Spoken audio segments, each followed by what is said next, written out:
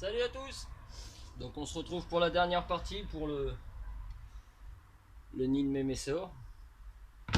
Donc je vais commencer. Je précise sur la dernière vidéo, je l'ai précisé à la fin, mais je le reprécise sur celle-là. Il est très important de mettre un coup de vapeau sur la dernière couche. C'est ça qui va faire que le ciment durcit bien en croûte sur le nid pour le blindage. Donc ce que je vais commencer à faire, c'est parti. Je vais poser mon carreau là où il doit être positionné. Donc moi mon carreau sera positionné comme ça. Hop. Je vais faire les marquages. Parce qu'avec le blindage, bah forcément ça fait des petites épaisseurs qu'il va falloir poncer.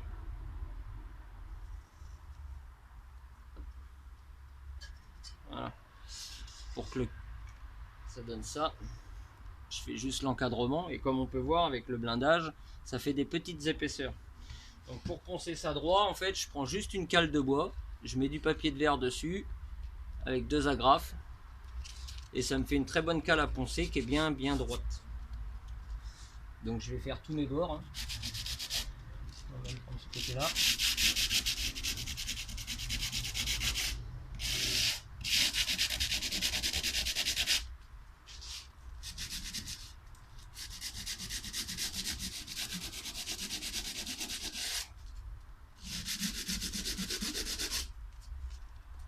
Vous allez vite vous apercevoir que le ciment blanc est bien dur.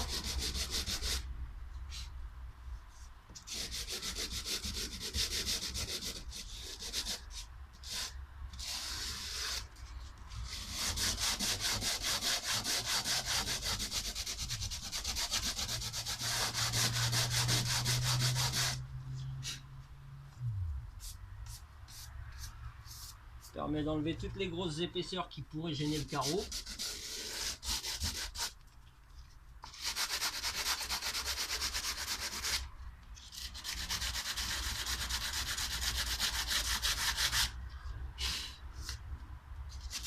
Un petit coup sur les plats.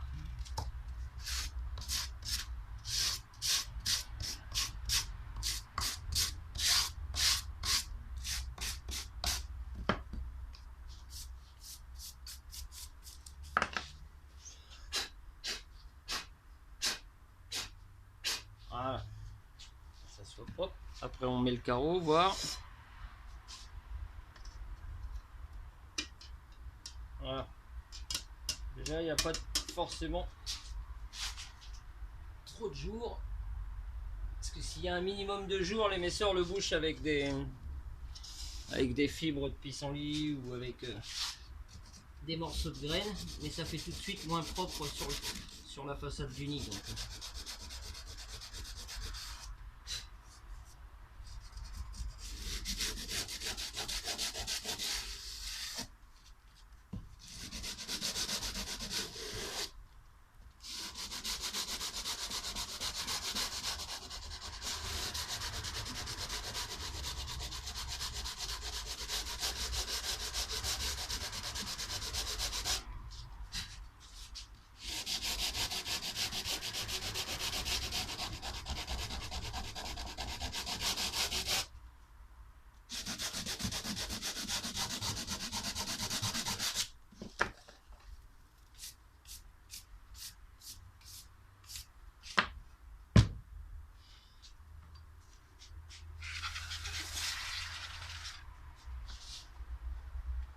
Hop.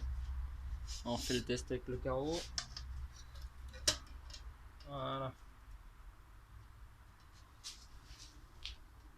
Là c'est propre. Ça vous permet d'avoir un carreau qui se joigne bien. Parce qu'il n'y a pas forcément trop d'épaisseur. Donc c'est pas gênant. Hop. Donc ça c'est fait. Donc là je vais passer le tour en couleur. Je vais d'abord faire ma couleur en premier. Oh, je peux en mettre un petit peu là vite fait.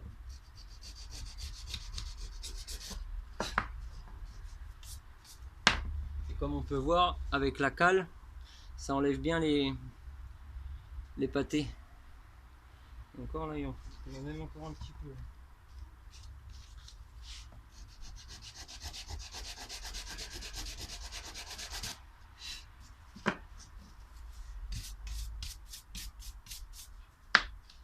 C'est trop fort sinon.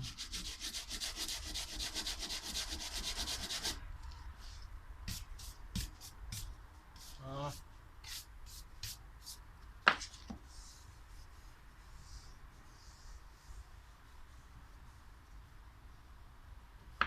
Le tout c'est que ce soit bien lisse.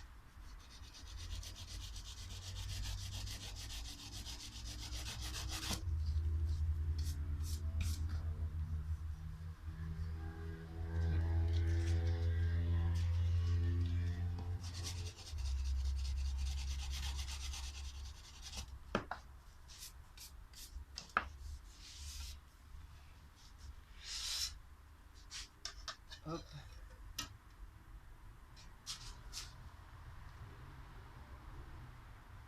Impeccable. Profite pour mettre un petit coup sur le carreau.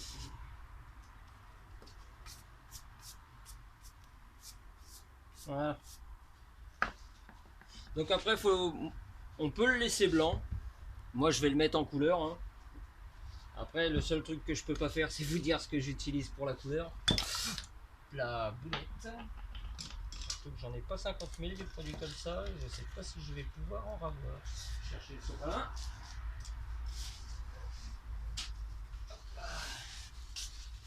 Je fais très attention à ce produit là parce que c'est pas forcément le produit qu'on peut avoir partout.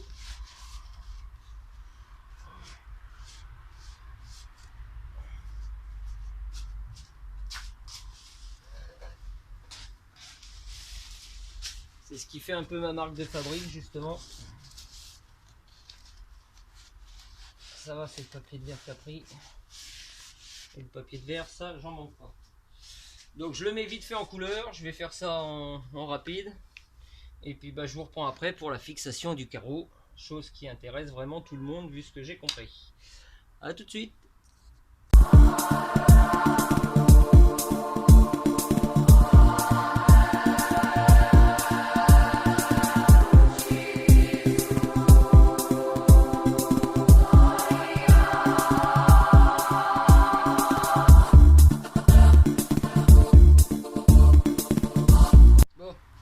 La mise en couleur est terminée. Ça donne ça. Bon, il a l'avantage de sécher relativement vite. Pour ceux qui peignent avec de l'acrylique ou des vernis ou d'autres produits, vous ne faites pas cette partie-là, la partie qui trempe dans l'eau. Moi je le fais parce que c'est un produit qui est étudié à la base pour être dans l'eau. Donc j'ai absolument aucun souci au niveau de la toxicité du produit. Donc voilà, la couche est faite. Donc on va s'attaquer à la fixation du carreau. Comment faire pour que le carreau ne bouge pas? Alors je vais chercher un chiffon. Je vais bien le nettoyer avant de le mettre en position.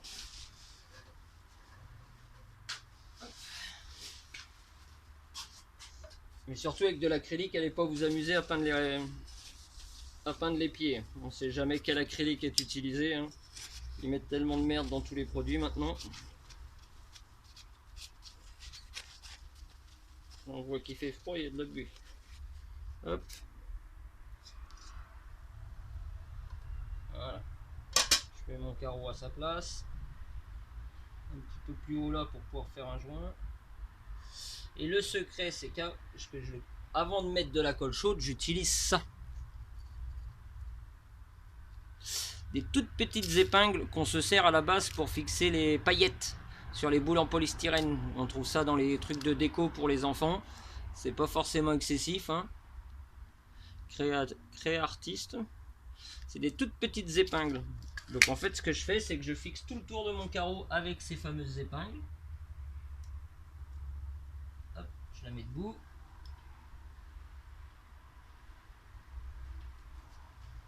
Et en s'enfonçant bien, ça s'enfonce correctement dans le béton cellulaire. Je vais vous montrer une fois que tout le monde va être posé. Hop.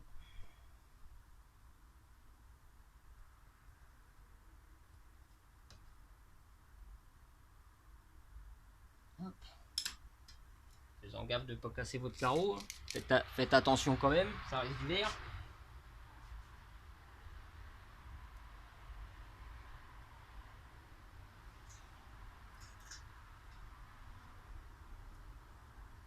Après, il existe des petits appareils genre ça. Ah, après, je ne vous l'ai pas sorti parce que bah, tout le monde n'a pas ça. Ce genre d'appareil là, en fait, ça permet de mettre la pointe à l'intérieur, de poser comme ça, hop, et ça permet d'enfoncer les pointes. C'est fait exprès pour les micro-clous, mais comme tout le monde n'a pas ça chez soi, on le fait à l'ancienne. On enfonce avec les doigts pour qu'elle tienne debout si possible. Et après on prend une baguette, un truc assez dur, le cul d'un briquet qui permet d'enfoncer la pointe. Hop. Et la petite pointe.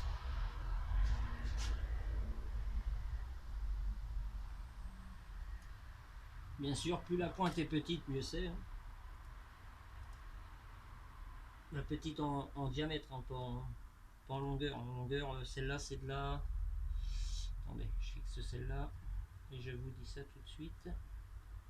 Bon, je vais utiliser la pince à épiler pour la tenir debout. Ça va être plus facile. Voilà.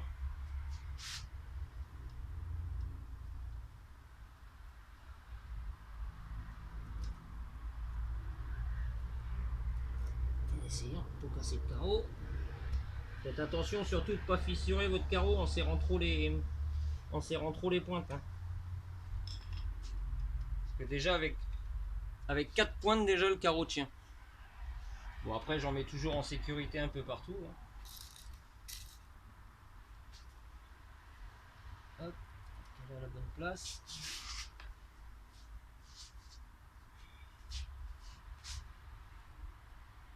On met la pointe à fleur du carreau.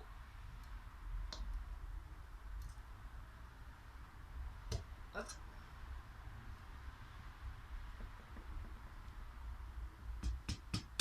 Hop.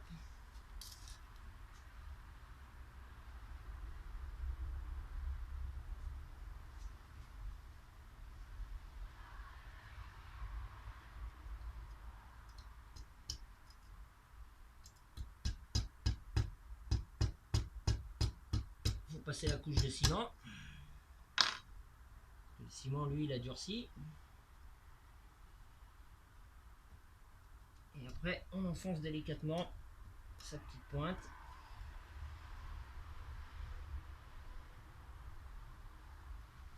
Donc bien sûr, c'est des pointes qui rouillent pas. Hein.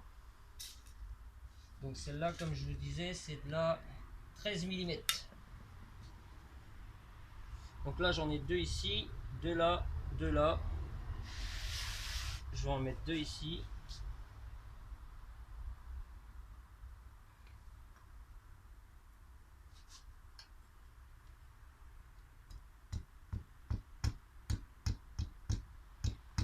Voilà.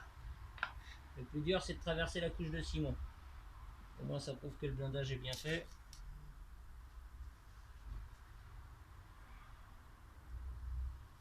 Hop, petite deuxième là.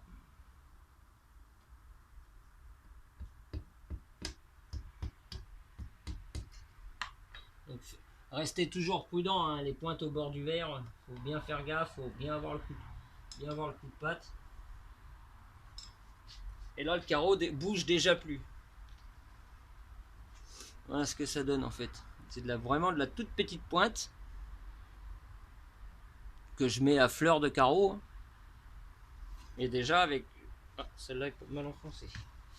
J'en ai une qui est mal enfoncée. Hop. Déjà juste avec les pointes, déjà votre carreau tient. Hein. Je mets bien mes mains comme ça avant qu'on dise que je le tiens. Donc là, normal, j'ai de la condensation à l'intérieur, hein, normal, puisque je viens de faire le vernis. Enfin, j'appelle ça du vernis, mais Voilà, donc je mets mes 2 pointes ici, 2 pointes là, 2 pointes là, 2 pointes là, ce qui maintient mon carreau. Et après, je fais colle chaude. Et avec la colle chaude, il me faut... Normalement, j'ai un rame... Voilà. Moi, pour que ce soit plus joli, hop, ça, je vais l'enlever. Ça, je vais l'enlever aussi. Voilà. Ce que je fais, moi, c'est que j'utilise du sable. Pour que ce soit plus joli. Donc, on va commencer par la partie du haut.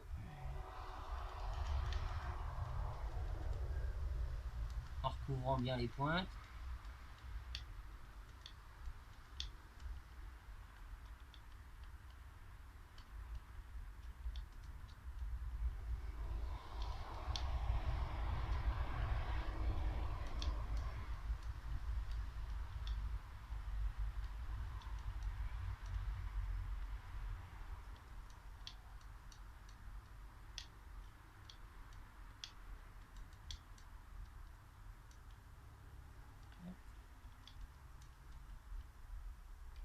Voilà.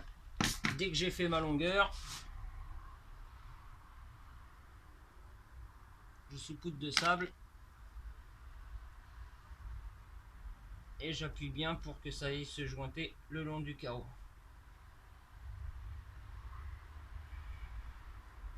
Voilà.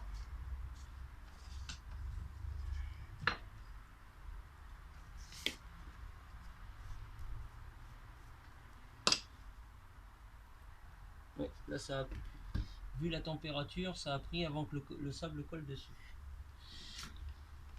On va faire l'autre en deux parties. On va faire celui-là comme ça.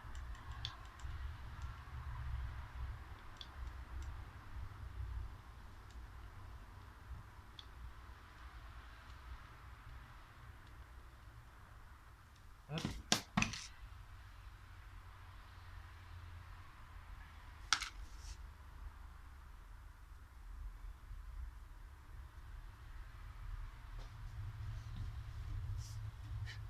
Voilà.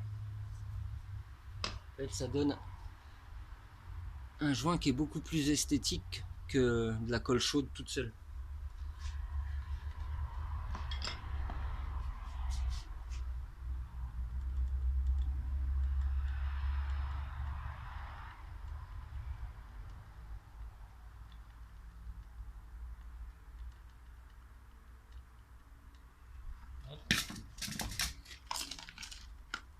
Avant que ça refroidisse, parce que là il fait un petit peu froid, hein. Il fait un petit peu 9 degrés dans l'atelier.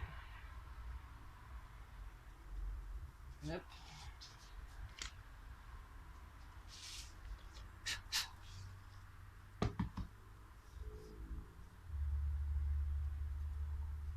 Les petits fils.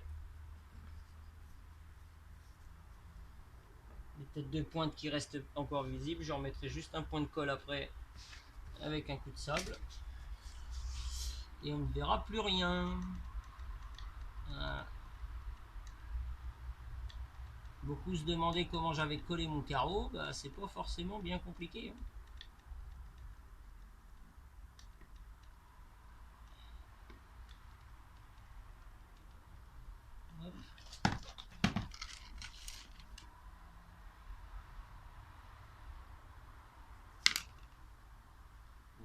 Voilà, trop chaud. On va refroidir un peu ce côté là. Hop.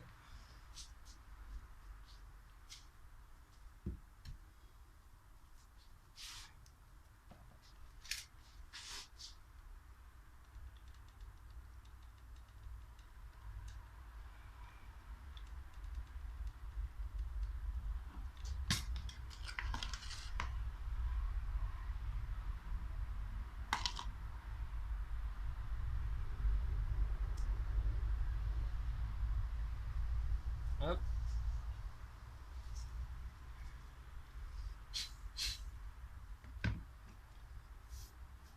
Je récupérerai ça après.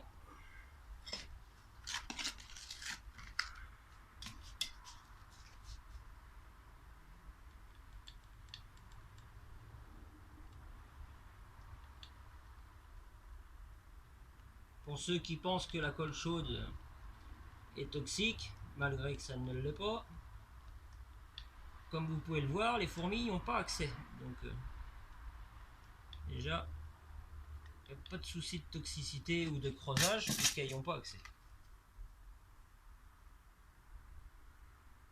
Le sable.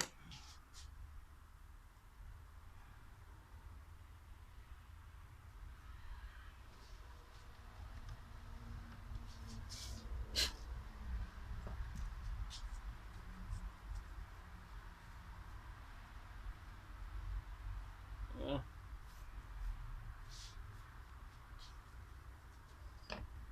On va faire les deux petits points qui gênent. Il y a un petit point là. On voit la pointe. Le but c'est quand même que ça soit propre. Hop. Là c'est bon, là c'est bon. Et cette partie là n'a pas été assez chauffée. J'ai mis le sable. C'est le défaut, c'est que la colle chaude là refroidit très vite. Vu les températures.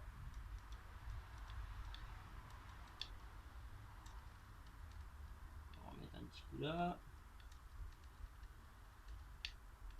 Rapide. Il n'y a pas le temps de sécher, de refroidir. Hop.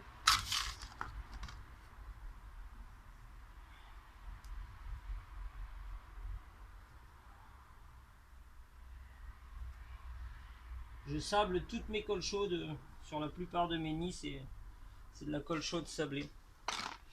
Je trouve ça beaucoup plus joli.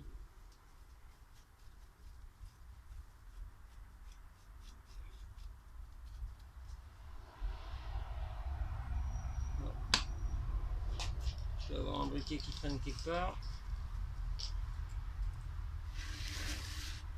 Là ça fait un petit pâté. Un petit coup de chauffe sur la colle chaude. Hop.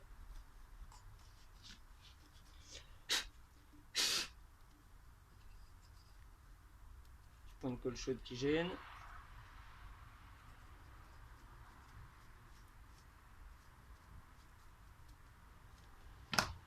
Et voilà le résultat. Je sais pas si vous voyez bien, je vais vous mettre comme ça pour que vous voyez mieux. Voilà le nid terminé. Ah si, on voit une pointe là, je vais pouvoir remettre un petit coup de colle vite fait. Là, ici aussi. Voilà comment j'ai fixé le carreau de mon nid là-haut. Et 1 an et demi, ça fait un an et demi qu'il est en service et je n'ai absolument aucun souci avec.